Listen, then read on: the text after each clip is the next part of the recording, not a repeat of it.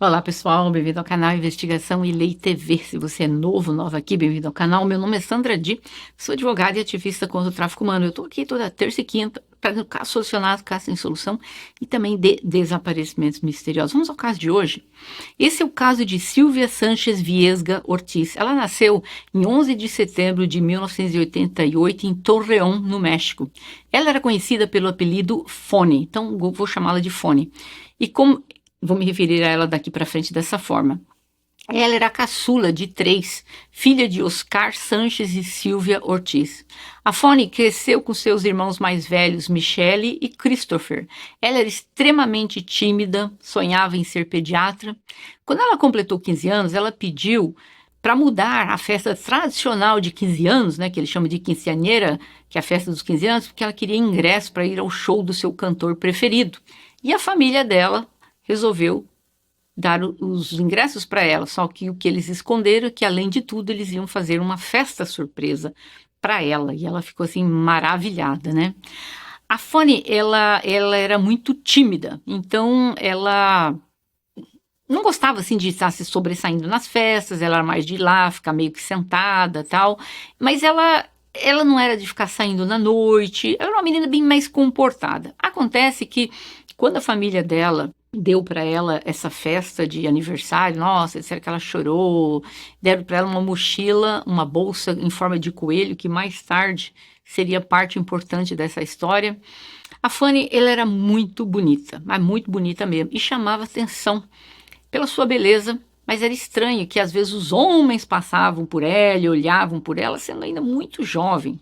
Em julho de 2004, ela contou à mãe que enquanto caminhava pela rua Matamoros, no bairro onde ela morava, alguém estava tirando fotos dela dentro do carro. Percebeu e saiu correndo até perder de vista os perseguidores. E outra ocasião, ela também disse que se sentiu assediada, então ela adquiriu um jeito peculiar de se vestir. A Fone não usava vestidos, exceto em raras ocasiões, e ela caminhava com frequência com roupas que escondiam seu corpo todo. Ela escreveu em um dos seus cadernos a frase, abre aspas, estou crescendo e não gosto disso, fecha aspas. Ou seja, ela estava se sentindo incomodada com o assédio. Ela sempre teve muitos pretendentes, mas ela não se sentia preparada para isso ainda. A Fone, ela era muito ingênua, muito inocente para a idade dela. No seu quarto, para vocês terem ideia, ela tinha coleções de bichos de pelúcia, que enfeitava a cama, tinha um pôster do Mickey Mouse na parede, uma menina de 15 anos. Ela raramente saía de casa para ver os amigos, e se tinha alguma festa para ir, ela sempre pedia para os irmãos a acompanharem. Os irmãos contam que foram uma festa e depois de 2 horas lá, a Michelle e o Chris, eles resolveram voltar para casa com ela, porque ela não estava dançando. Ela só ficou lá sentada. Então ela era muito introvertida. Em 5 de novembro de 2004, aproximadamente 4 horas da tarde, a Fone foi da casa após a escola. Ela trocou de roupa, comeu algo e saiu apressada para ir a um jogo de basquete que ela teria na escola. A irmã dela também estava se preparando para sair para jogar futebol. Então as duas aproveitaram que o pai podia dar uma carona e o pai levou as duas e deixaram no Boulevard Rodrigues Triana. E lá elas pegaram o ônibus. A Michelle desceu na unidade esportiva de Torreón e a Fanny continuou o destino dela para o Colégio América, onde foi realizado o torneio de basquete, em que ela apoiaria os colegas dela. Então esse foi o último contato que ela teve com a família dela. A Fanny voltou do torneio esportivo, ficou provado, foi na casa de uma amiga chamada Nancy, colega de escola e ex-vizinha da família, e ela pediu emprestado por volta de 2 pesos, porque ela disse que alguém havia roubado o dinheiro do ônibus, dentro do ônibus, e ela planejava voltar para casa às 8h30 da noite. Então a amiga emprestou o dinheiro. A mãe da sua amiga a viu indo embora e que ela seguia em direção ao Boulevard Revolution, onde o ônibus dela partiria. Só que a Fone não voltou e a preocupação começou a tomar conta da família. E por volta das 10 da noite, o pai dela, o Oscar, recebeu a ligação no celular da filha dele, da Michelle, que informou que chegaria um pouquinho mais tarde porque estava compartilhando com os amigos, estava ali com alguns amigos, compartilhando alguns momentos juntos. E aí perguntou se sabia alguma coisa a respeito da irmã. Disse que não, que a última vez que a viu foi no ônibus, quando ela estava indo para o torneio. A Silvia, mãe dela, decidiu sair com Israel, que é um amigo da família, para procurar a filha. A mãe caminhava sem rumo, enquanto o Oscar e o Christopher e todos esses pessoal, eles visitavam amigos, vizinhos, familiares. Ninguém tinha visto a adolescente nas últimas horas. Os pais passaram a noite angustiados. Às 6 da manhã do dia seguinte, o Oscar ele foi até a rodoviária e perguntou aos motoristas de ônibus se alguém transportou a Fone na noite anterior. Eles confirmaram que ela não esteve nos ônibus que eles dirigiram. Os pais registraram uma denúncia de desaparecimento. A mãe perguntou a um grupo de pessoas que estavam em frente a um bar que estava abrindo se eles tinham visto a filha. Ninguém a viu por lá. Esse restaurante pertencia a Rodolfo Garcia Vargas. Ele era conhecido por El Rudy, mantém esse nome. Ele tinha uma extensa ficha criminal, com 18 mandados de prisão por roubo de veículos, era dono de diversas casas nas cidades do México, como Baja Califórnia, Nuevo Laredo, Escobedo, Puebla. Ele também era o contador do cartel Zetas. Zetas, gente, é um dos maiores cartéis e mais poderosos cartéis temidos, não só no México, mas no mundo. A polícia não começou as buscas imediatamente, dizendo que talvez ela fugiu de casa. E só começaram a busca no dia seguinte. Mas a mãe da jovem já havia impresso diversas fotos da Fanny e junto com os familiares e amigos, elas estavam distribuindo esses papéis, né, para as pessoas verem, pesquisando se alguém tinha visto a filha dela e tal. A filha dela era pele branca, olhos castanhos, sobrancelhas espessas, cabelo um pouco moreno mais claro. Com o apoio de unidade canina da polícia, um dia depois, e mais alguns voluntários, eles encontraram um rastro, no sentido, os cães acharam, né, um rastro olfativo da adolescente entre as ruas de Matamoros e Morelos. Naquele momento, os cães perderam o olfato dela, ou seja, dali para lá, talvez alguém a levou com o carro, alguma coisa assim. As primeiras investigações estabeleceram que 3 pessoas a bordo de um carro, um Jeep Cherokee, levaram a Fanny, enquanto ela caminhava pela rua 28. Depois de descobrir isso, a família ficou transtornada. A Fanny era muito apegada aos pais dela, especialmente com a sua mãe, de quem raramente ela se separava. O advogado Carlos Ortiz de la Torre, o primo da Silvia, ele declarou às autoridades que, através de uma fonte que pediu anonimato, por medo de represálias, ele recebeu a informação de que a Fanny havia sido levada por um homem chamado José Ramón Ruelas Garcia, conhecido como El Molho. O El Molho é sobrinho do El Rudy. Lembra que eu falei do El Rudy lá, do criminosão? Do bar lá da frente? Então, dono dos restaurantes, os 2 personagens, vamos dizer assim, eles moravam perto da antiga casa da família Sanches. As autoridades confirmaram que no mesmo dia em que a Fanny desapareceu, houve uma festa de abertura em um bar localizado na mesma esquina, aonde estavam várias caminhonetes com características semelhantes a do carro que levou a Fanny. A primeira versão do caso sobre o El Rudy é que ele e seu sobrinho e outras 3 pessoas que supostamente se juntaram, levaram a Fanny para um estabelecimento comercial em Colônia Sol de Oriente e depois para Nuevo Laredo, outra cidade, onde ela foi entregue a uma pessoa ligado aos crimes, roubos de carro e abdução. No entanto, o El Molho, em 27 de dezembro de 2004, ele declarou que ele não conhecia a prima da Silvia, não conhecia a Fanny, ele não conhecia ninguém. Que ele queria saber por que estão colocando o nome dele nisso. Ele diz que o chamam de El Molho, mas ele não era o único com esse apelido na região. Ele afirmou ao Ministério Público que no dia 5 de novembro, ele estava fazendo compras com a esposa em um shopping center na cidade às 21 horas das 21 às 22h30. A polícia verificou que isso era verdade. Mas durante o interrogatório de um homem chamado Emílio Silvia Silwadi, ele era um administrador de postos de gasolina, ele declarou que no dia 5 de novembro, na Colônia do Sol do Oriente, eles estavam juntos por volta das 9 da manhã, e de lá eles foram para Matamoros para verificar os detalhes de uma obra em construção. Depois eles foram para a inauguração do bar, ficaram lá até as 2 da tarde.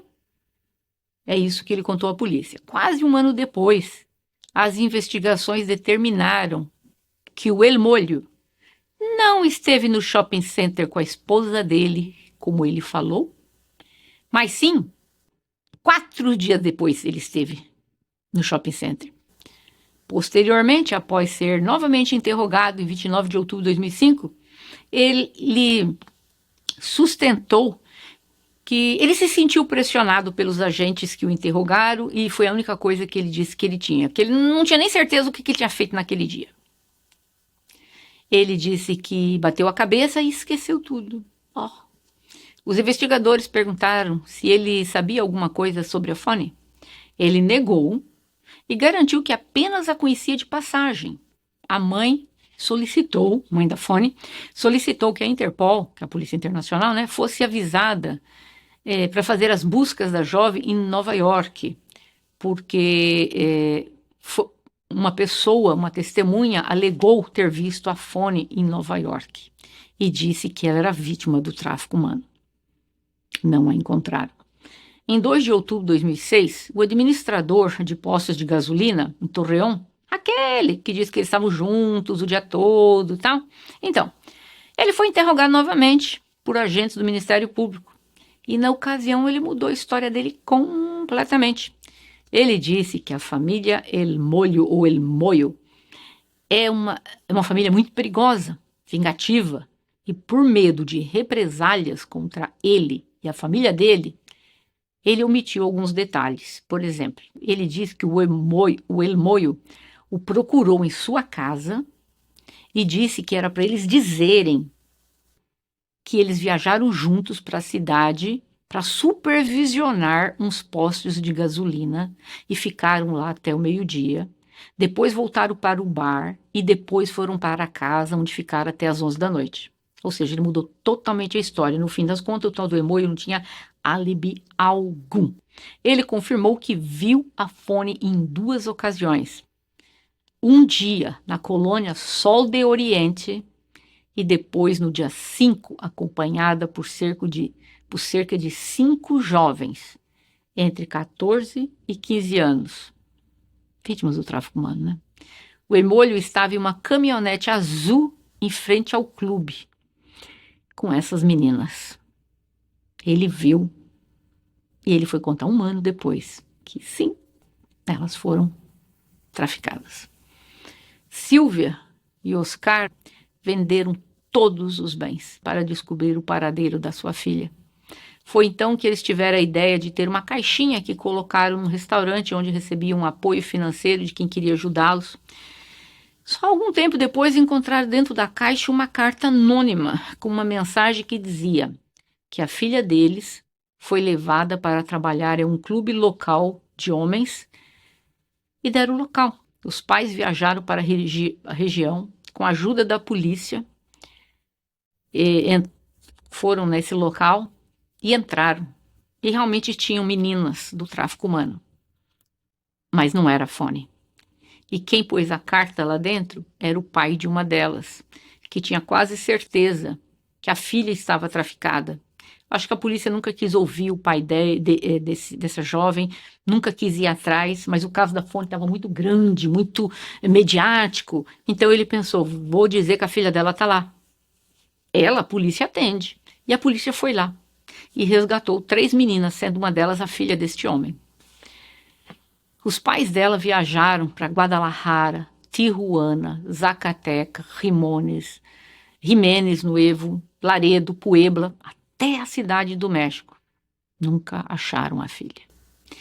Em uma das cidades, eles encontraram dentro de uma casa uma jovem que penteava o cabelo exatamente como a Fonny. Eles foram lá por uma dica, mas não era.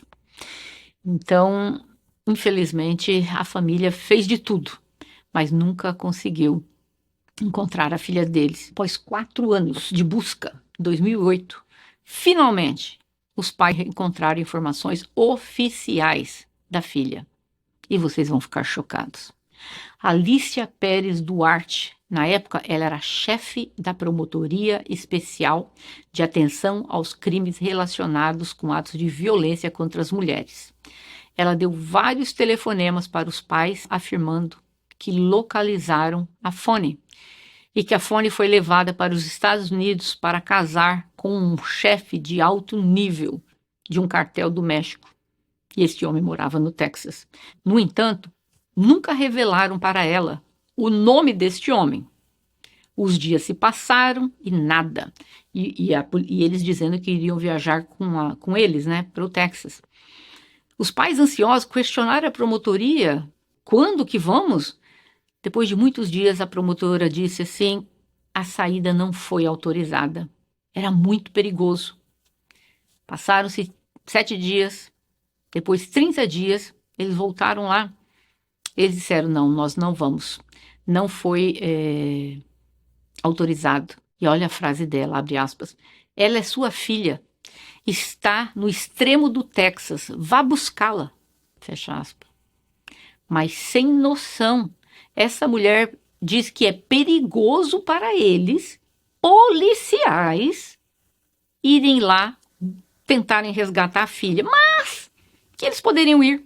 Primeiro lugar, a polícia mexicana não teria que vir aos Estados Unidos para fazer isso. A polícia mexicana poderia avisar o Departamento de Homeland Security ou o FBI e eles fariam o resgate dela. Eles poderiam ter avisado a Interpol e eles teriam resgatado. Mas esses infelizes disseram para ela, a cidade é bem pequena aonde que a sua filha está. O nome dela foi mudado. O nome dela agora é Cláudia Gonçalves. E deram apenas o nome da cidade. Coitadinhos. Lá vem o pai dela para cá, a mãe não veio. Quando ele chega na cidade, a cidade tem 46 mil habitantes e tem 8 adolescentes com o nome de Cláudia Gonçalves. Os policiais dos Estados Unidos, os Marshall, resolveram dar um apoio de segurança aos pais para irem nesses locais. E eles começaram a procurar por conta própria. Mas quando chegou ao tal do local, a Fonny não estava.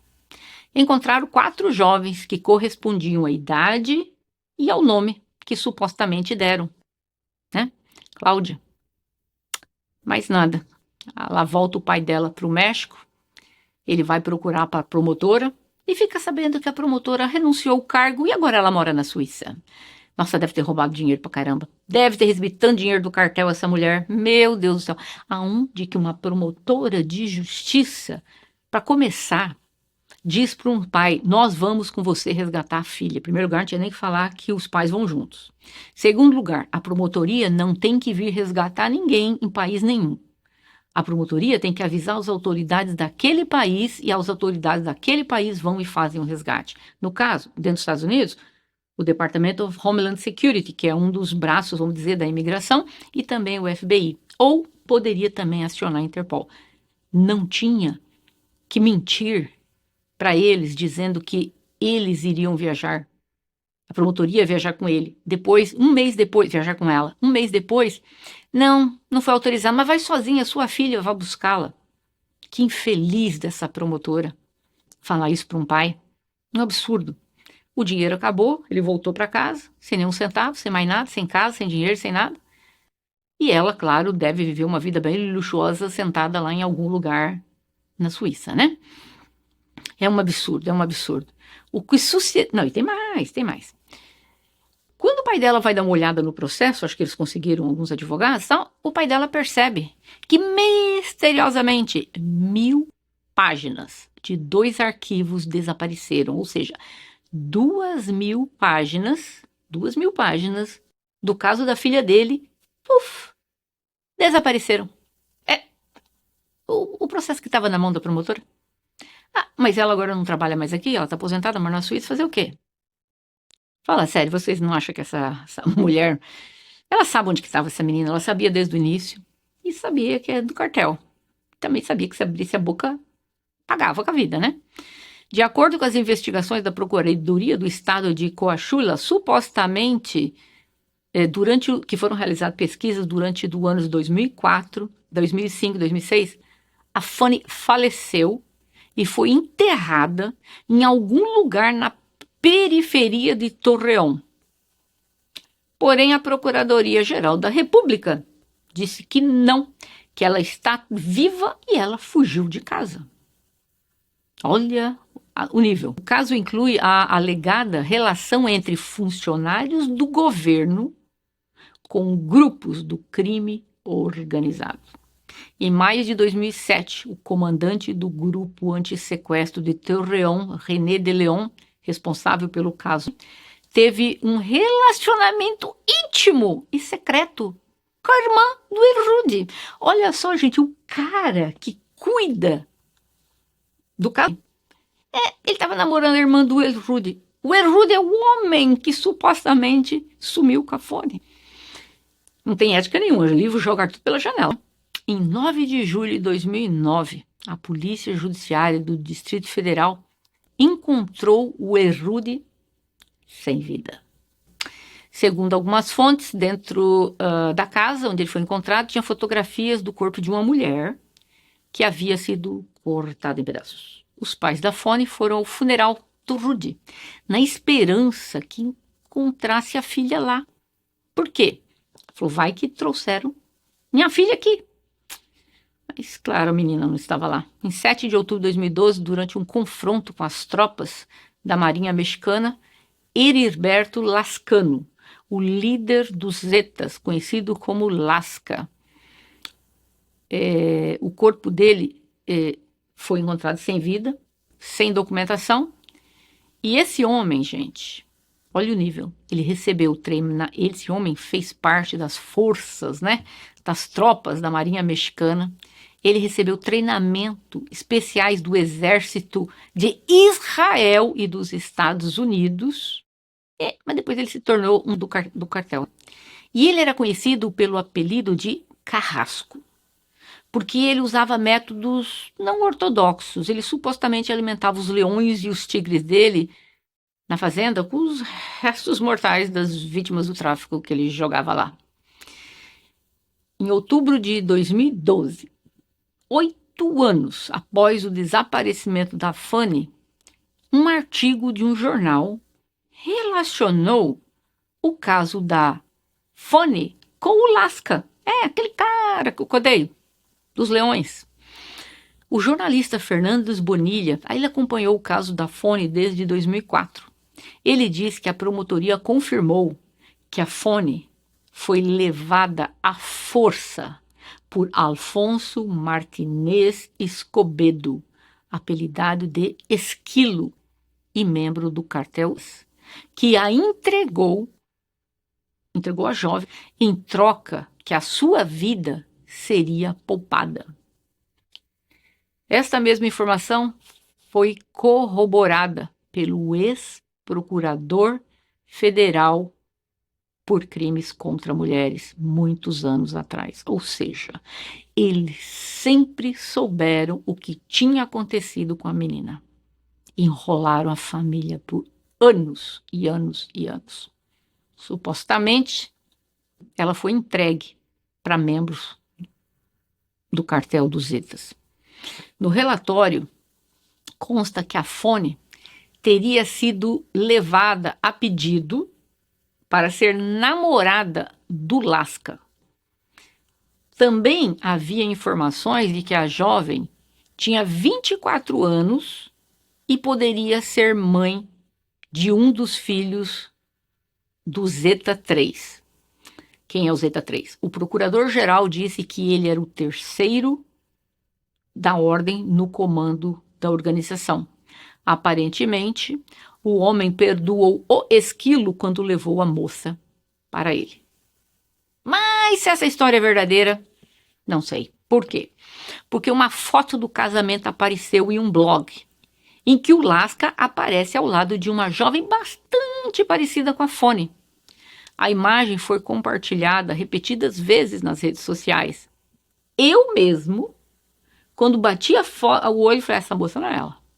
O nariz dela está muito grande nessa foto dessa moça. Mesma coisa. A mãe dela diz que tem certeza que aquela moça não é a filha dela. E ela reconheceu porque o nariz daquela moça não é o nariz da filha dela. Então, talvez essa moça que todo mundo pensava que era a Fone, não era. Não era. Era outra. Mas é possível que a Fone tenha sido vendida para esse homem? Pode. Pode ter sido entregue, pode ter sido vendida depois para o tráfico humano.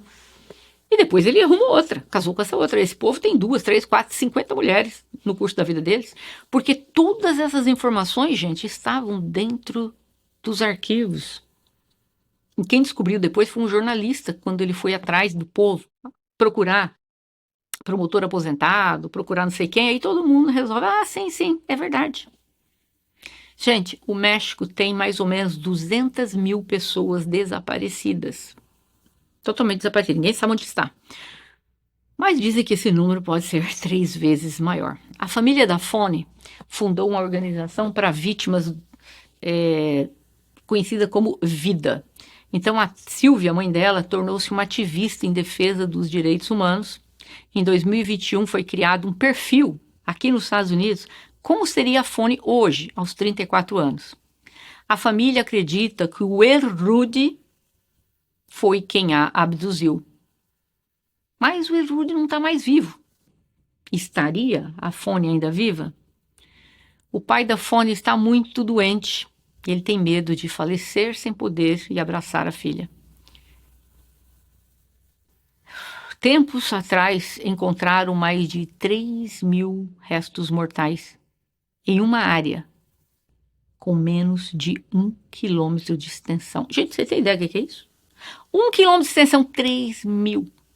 Mas até agora, não encontraram qualquer sinal da Fanny. Porque quando encontram pedaços, ossos, não tem.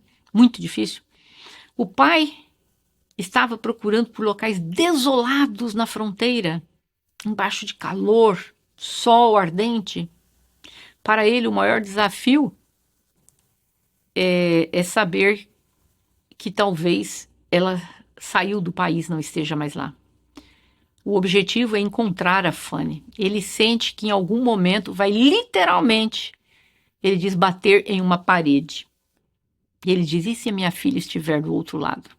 Ela pode ter sido vendida a qualquer país, né, na mão do tráfico humano, como pode, por exemplo, não estar mais viva. No mesmo local onde a Fanny desapareceram 12 jovens entre 14 e 20 anos. E você me pergunta, a Fanny estaria viva? Olha, gente, o tráfico humano, quando eles vendem essas pessoas, geralmente eles mantêm essa pessoa nessa faixa de 15 anos viva até os 30, 32 no máximo. Ela está aí nessa casa, um pouquinho mais. Você não vai encontrar... Claro que é possível encontrar vítimas do tráfico humano de 40, 50 anos, mas o problema dessas jovens, que quando elas são vendidas ao tráfico humano, são meninas simples, sem vício nenhum, mas para elas manterem elas dentro do tráfico humano, eles acabam dando substâncias ilícitas. Essas meninas acabam usando substâncias ilícitas, muitas perdem a vida por causa de overdose, outras estão 15 anos depois, aos 30 anos, já estão acabadas, detonadas, a aparência por causa do uso das substâncias ilícitas. E depois disso, geralmente, eles acabam eliminando, né? Então, é possível que ela esteja viva? Mas é bem pequena a chance. Como é daquela moça da Amy Bradley, que eu contei o caso dela, eu vou refazer um caso novamente falando da Amy. É provado que a Amy desapareceu aos 21 e uma foto dela circulou na imprensa. Ela deveria ter por volta de 45. Então, ela esteve viva até os 45 anos, temos certeza que esteve, não sabemos se até hoje está ou não.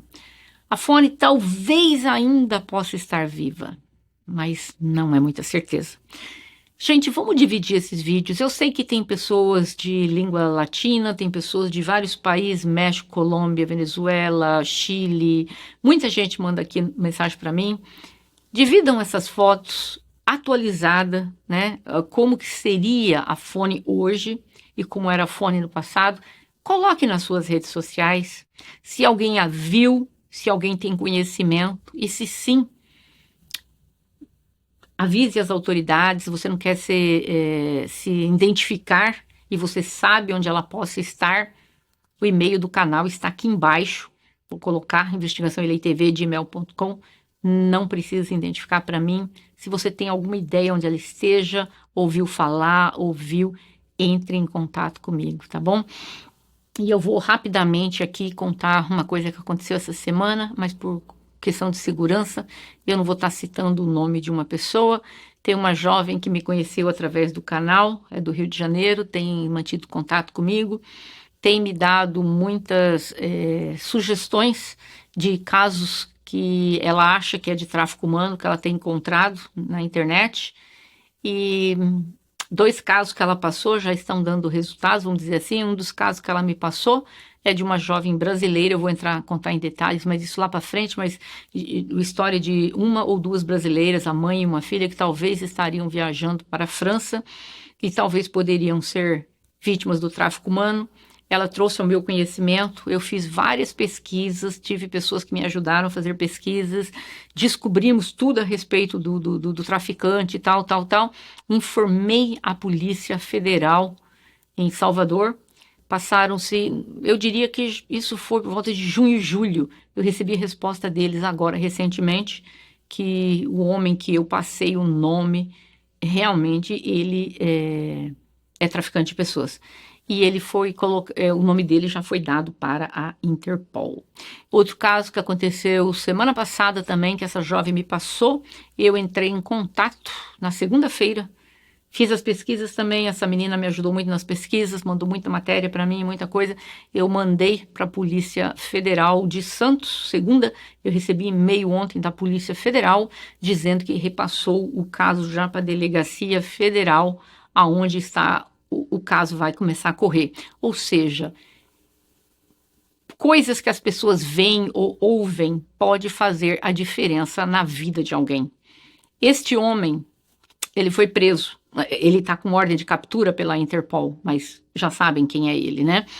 Então, o que eu quero dizer com isso? É muito importante, se vocês sabem alguma coisa, têm ideia do que esteja ocorrendo com alguém, me avisa, não preciso, não vou comprometer vocês. Eu agradeci para ela, pelo que ela tem feito, mas por questão de privacidade e segurança dela, não vou citar o nome dela, mas é uma jovem, que eu até falei com ela esses dias, por que ela não resolve prestar concurso para trabalhar na polícia? Ela daria uma bela investigadora. Obrigada, querida, pelo esforço que você tem feito. Ela entra em sites, não tem nada a ver com ela, e ela fica caçando, até ver se ela acha alguma coisa que tem a ver com o tráfico humano. E ela tem achado e tem me passado. Os que eu acho que tem, eu faço minha busca pelo lado aqui dos Estados Unidos. Quando tem alguma coisa, eu aviso. Os que ela me passou, os 2 casos foram agora, de julho para cá, e os 2 casos já surtiram efeito. Um deles, a Interpol já tem o nome da pessoa, e o outro, o inquérito já foi aberto para este caso. Então é isso, é o caso de hoje. Se vocês souberem de alguma coisa a respeito da Fone, ouviram falar, deixem aqui. Escrevam, vocês acham que a Fone está viva? E vocês acham que as autoridades do México sempre souberam onde ela estava e simplesmente não fez nada? Eu creio que sim. Eu tenho plena certeza que eles sabiam desde o dia 1 aonde essa jovem está. Só que, infelizmente, para vocês terem ideia, o número de pessoas do cartel, só um cartel, só vou falar o nome de um deles, tá? Fala não, que eu não posso falar, vou escrever aqui na tela o nome dele, tá? Só eles têm 100 mil recrutas. Recrutaram 100 mil. Ou seja, eles têm mais poder do que o exército junto, porque cada um deles tem nessa faixa. Então tem mais pessoas dos cartéis do que policiais. E lá, se você abrir a boca para falar algo, amanhã você e sua família desaparecem. Então, infelizmente, a maior parte do pessoal no judiciário ali, né, eles acabam jogando as coisas embaixo do tapete. Alguns porque ganham dinheiro e se fingem de bobos, e outros por medo. Infelizmente, eu acho que o nome da Fone estava lá desde o dia 1, mas simplesmente não fizeram nada. Espero em Deus que ela esteja viva, mas a chance é bem remota, tá bom? É o caso de hoje. Diga aí se vocês acharem interessante o que vocês acham que aconteceu com a Fone e nos vemos em breve e até mais.